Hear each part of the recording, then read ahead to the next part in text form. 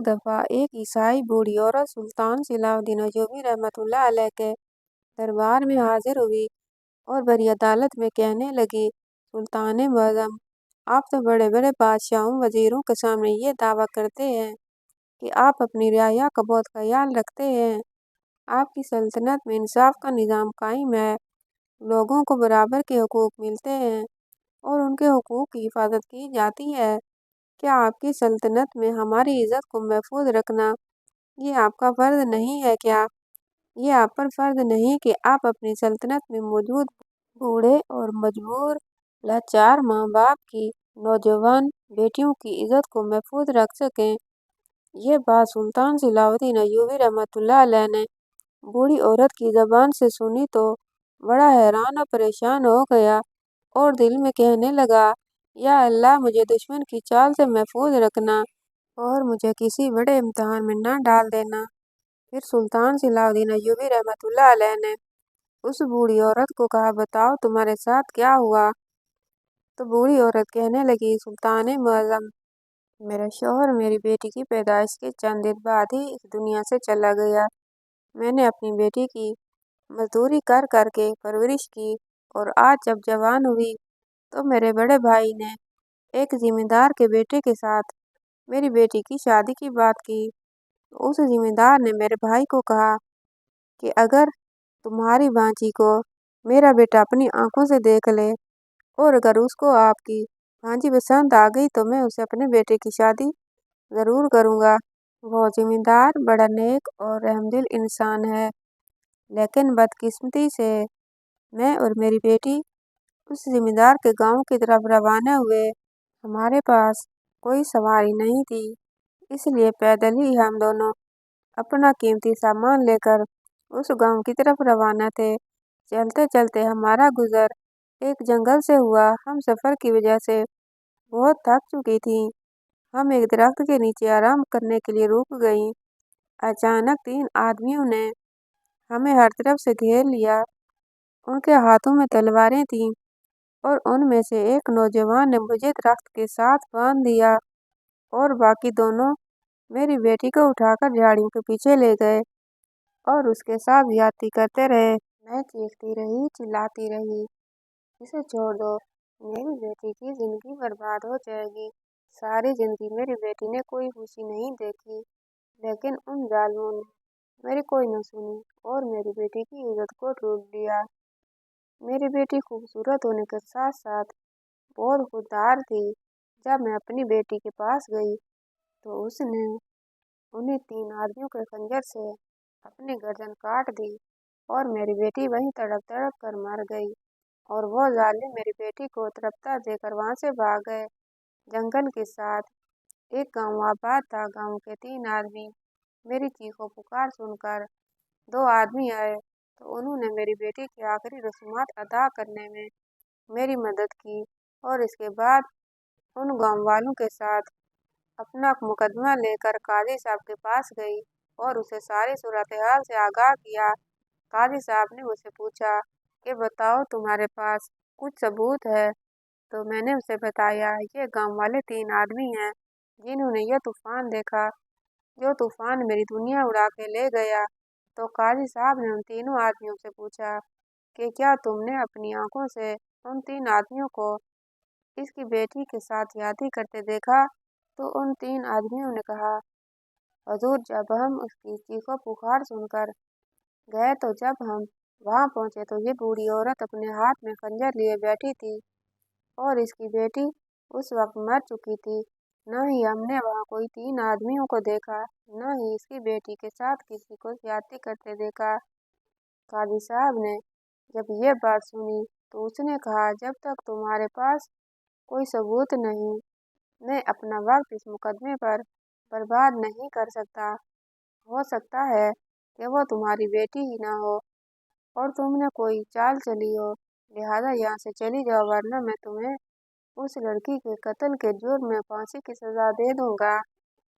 वहां से मुझे इंसाफ मिलना तो दूर की बात, मुझे अपनी जान के लाले पड़ गए। मैं वहां से रोती पीटती दोबारा अपने भाई की तरफ घर की तरफ रवाना हुई ताकि जाकर अपने भाई को अपनी फरियाद सुना सकूं। और वो मुझे कोई इंसाफ दिला सके। अब मैं अपनी बेटी तो खो चुकी थी, लेकिन सिर्फ एक गठरी थी जिसमें मेरी बेटी के चंद जेवरात मौजूद थे। और उन जेवरात और अपनी बेटी को लिए मैं इसी अरमान के साथ जा रही थी कि अब मेरी बेटी अपनी ज़िंदगी में बहुत खुशियाँ देखेगी, लेकिन उन जालिमों ने मेरी बेटी की सारी खुशियाँ छीन ली। अब मैंने इस रास्ते से अपने भाई के गांव की तरफ सफ़र शुरू कर दिया। सफ़र तवील था, कमज़ोर हड्डियां जवाब दे गई। तो रास्ते में मैंने एक दरख्त के नीचे आराम करने के लिए बैठ गई। जैसे ही मैं उस दरख्त के नीचे बैठी तो उस जंगल में मौजूद लकड़हारे ने जब मेरी गठरी को देखा तो उसके दिल में लालच पैदा हो गया और उसने मुझे दरख्त के साथ बांधकर मेरी गठरी उठाकर ले गया। अब मैं अपनी बेटी के साथ साथ अपनी बेटी की आखिरी निशानियां जो कि जेवरात थे वो भी खो बैठी। मेरे पास कुछ नहीं बचा। मैं जंगल में दरख्त के साथ बंधी बैठी थी कि इतने में एक आदमी वहां से गुजरा तो उसने मुझे छुड़ाया। उसने पूछा, अम्मा जी, आपको किसने बांधा? तो मैंने उसे शुरू से लेकर आखिर तक सारी वारदात सुनाई। तो वह मुझसे कहने लगा, अम्मा जी, मेरी नज़र में आपको इंसाफ सिर्फ एक ही दरवाजे से मिल सकता है और उस जगह से आज तक कोई भी खाली हाथ वापस नहीं लौटा। कोई भी ऐसा इंसान नहीं लौटा जिसको इंसाफ न मिला हो। मैंने पूछा कि कौन सा ऐसा दरवाज़ा है जो इतना अदल और इतना इंसाफ करता है। तो उसने मुझे कहा, आप अगर सुल्तान सलाहुद्दीन अय्यूबी रहमतुल्लाह अलैह की अदालत में चली जाओ तो तुम्हें ज़रूर इंसाफ मिलेगा। सुल्तान मअज़म, आप ही मेरी आखिरी उम्मीद हैं, लिहाजा आप मुझे इंसाफ दिलाएं। जब सुल्तान सलाहुद्दीन अय्यूबी रहमतुल्लाह अलैह ने सारी सूरत हाल देखी तो बड़ा हैरान और परेशान हो गया और अपने वजीर को बुलाकर कहा, जुल्म अभी तक मिटा नहीं और जब तक जुल्म नहीं मिटेगा मैं चैन से नहीं बैठूंगा। उसके बाद सुल्तान सलाहुद्दीन अय्यूबी रहमतुल्लाह अलैह ने अपने वजीर को अपने पास बुलाया और कहा, 3-4 माहिर तरीन लकड़हारे मेरी अदालत में हाजिर करो। चंद लम्हों के बाद 4 माहिर लकड़हारे सुल्तान सलाहुद्दीन अय्यूबी रहमतुल्लाह अलैह के सामने हाजिर हो गए। अब सुल्तान सलाहुद्दीन अय्यूबी रहमतुल्लाह अलैह ने उस बूढ़ी औरत को कहा, जब तेरी बेटी की इज्जत लूटी गई तो वहाँ क्या क्या चीज़ मौजूद थी? तो उस बूढ़ी औरत ने रोते हुए कहा, सुल्तान मुअज़्ज़म, वहाँ दरख्त के अलावा कोई भी मौजूद नहीं था।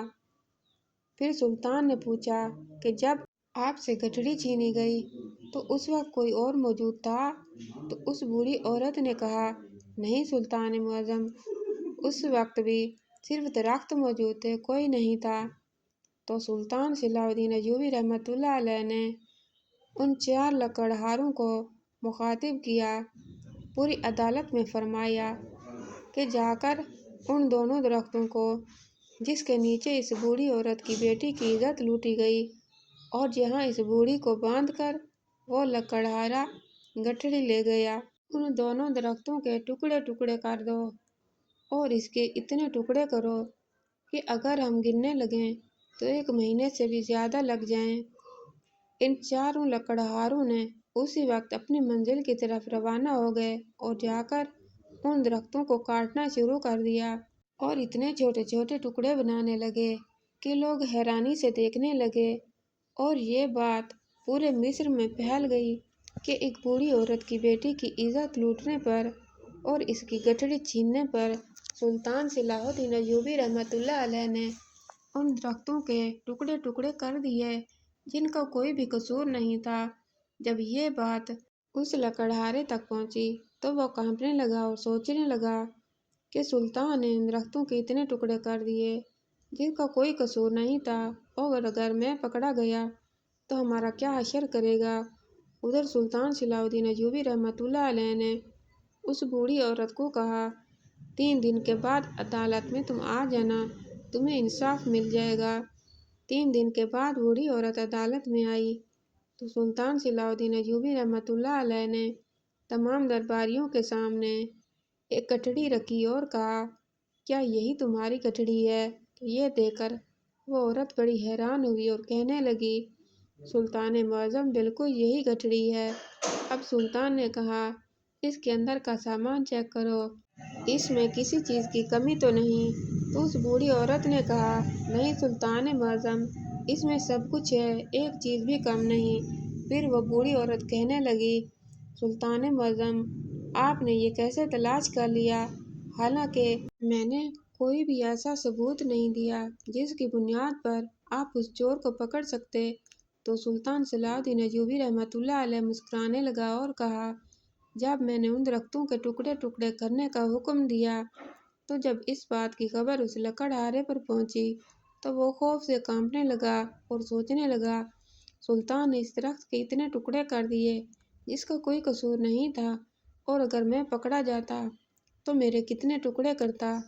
اس لیے اس نے وہ گٹھڑی اس درخت کے نیچے رکھ دی اور وہ گٹھڑی میرے سپاہی میرے پاس لے آئے۔ اب سلطان صلاح الدین ایوبی رحمۃ اللہ علیہ نے بھی سپاہیوں کو حکم دیا تو سپاہی ان تینوں ڈاکوؤں کو پکڑ کر اس بوڑھی عورت اور تمام درباریوں کے سامنے لے آئے۔ جب اس بوڑھی عورت نے ان تینوں کو دیکھا تو ان تینوں کو گریبان میں جا کر لگ گئی اور کہا، اے ظالمو، تم نے میری دنیا اجاڑ دی، تمہارے پاس کیا رہا؟ پھر وہ سلطان صلاح الدین ایوبی رحمۃ اللہ علیہ کے پاس گئی۔ وہ بوڑھی عیسائی عورت آئی اور کہا، سلطان معظم، آپ نے ان تینوں کو کیسے پکڑا؟ تو سلطان صلاح الدین ایوبی رحمۃ اللہ علیہ نے کہا کہ جو لکڑہارا اس جنگل میں لکڑیاں کاٹتا تھا اسی نے ہی تمہاری گٹھڑی چرائی، اور میں جانتا تھا میں اس لکڑہارے کی مدد ہی سے ان تینوں ڈاکوؤں تک پہنچ سکوں گا، کیونکہ وہ لکڑہارا اس جنگل کے چپے چپے کو جانتا تھا۔ جب میں نے اس لکڑہارے سے تفتیش کی تو اس نے کہا کہ اس جنگل میں 3 آدمی رہتے ہیں، اور انہوں نے مجھے اس بات سے ڈرا کر چپ کروا دیا تھا کہ اگر میں نے ان کی موجودگی کا کسی کو بھی بتایا تو وہ مجھے مار دیں گے اور میرے بچے بھی بھوک سے مر جائیں گے۔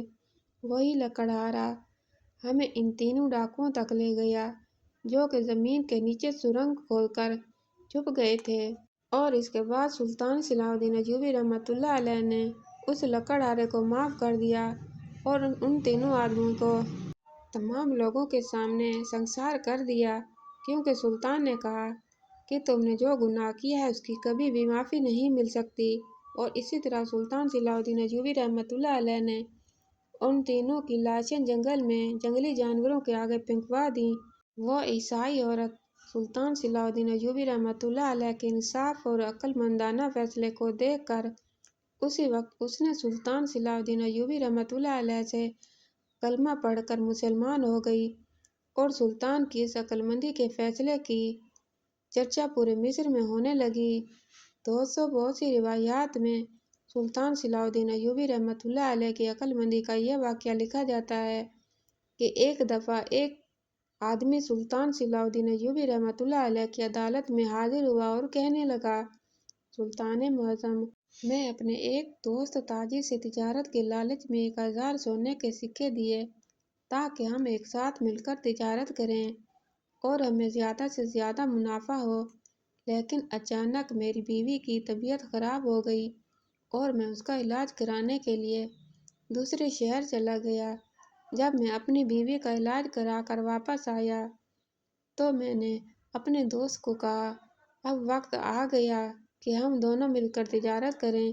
تو میرے دوست نے مجھے کہا، کون سی تجارت؟ کیا بات کر رہے ہو بھائی؟ میں نے کہا، وہی تجارت جس کے لیے میں نے آپ کو 1000 سونے کے سکے دیے۔ تو وہ کہنے لگا کہ آپ نے مجھے ایک سکہ بھی نہیں دیا، مجھ پر تم جھوٹا الزام لگا رہے ہو۔ جب ساری بات سلطان صلاح الدین ایوبی رحمۃ اللہ علیہ نے اس کی سن لی تو آپ نے اس آدمی کو کہا کہ تم نے اس بات کا ذکر کسی سے کیا؟ تو اس نے کہا، نہیں سلطان معظم، ابھی تک یہ بات میں نے اپنی بیوی کو بھی نہیں بتائی۔ پھر سلطان نے کہا کہ اس بات کا پتہ کیا اس دھوکہ باز تاجر کو ہے کہ تم یہ مقدمہ لے کر سلطان کے پاس لائے ہو؟ تو اس نے کہا، نہیں سلطان معظم، اس کو بھی نہیں معلوم۔ تو سلطان صلاح الدین ایوبی رحمۃ اللہ علیہ نے کہا کہ تم ابھی گھر واپس چلے جاؤ، کل صبح میری عدالت میں آنا۔ جیسے ہی وہ آدمی چلا گیا تو سلطان صلاح الدین ایوبی رحمۃ اللہ علیہ نے ایک سپاہی اس آدمی کی طرف بھیجا اور اسے پیغام بھجوایا کہ سلطان صلاح الدین ایوبی رحمۃ اللہ علیہ آپ کو بلا رہے ہیں۔ جب وہ سلطان کی عدالت میں حاضر ہوا تو سلطان نے اس سے کہا، میرا ایک دوست تاجر جو کہ ملک شام سے آ رہا ہے، وہ کسی ایسے بندے کی تلاش میں ہے جو اس کے ساتھ مل کر تجارت کرے۔ اس کے پاس سونا بہت زیادہ ہے لیکن تجارت کا تجربہ نہیں، لہٰذا میرا دوست تمہارے ساتھ تجارت کرنا چاہتا ہے۔ اس آدمی نے کہا، ٹھیک ہے سلطان معظم۔ تو پھر سلطان صلاح الدین ایوبی رحمۃ اللہ علیہ نے اس آدمی کو کہا، جاؤ اور گھر بیٹھ کر ایک حکمت عملی تیار کرو جس کے تحت تم تجارت کرو گے۔ وہ لالچی تاجر وہاں سے خوشی خوشی چلا گیا۔ اب دوسرے دن جب وہ آدمی جس کی امانت وہ تاجر کھا گیا تھا سلطان کی عدالت میں حاضر ہوا، سلطان نے اس آدمی کو سیدھا اس لالچی تاجر کے پاس بھیجا جو اس کی امانت کھا گیا تھا۔ اسے کہا کہ جا کر اس لالچی تاجر کو کہنا، تم میری امانت واپس کرو۔ اگر وہ پھر سے انکار کرے تو اسے کہنا، میں مقدمہ لے کر سلطان صلاح الدین ایوبی رحمۃ اللہ علیہ کے پاس جاؤں گا۔ وہ آدمی اس آدمی کے پاس چلا گیا اور اس سے جا کر کہا، تم مجھے میری امانت واپس کر دو۔ اس نے کہا، کون سی امانت؟ اور وہ اپنی پہلی والی باتیں دہرانے لگا۔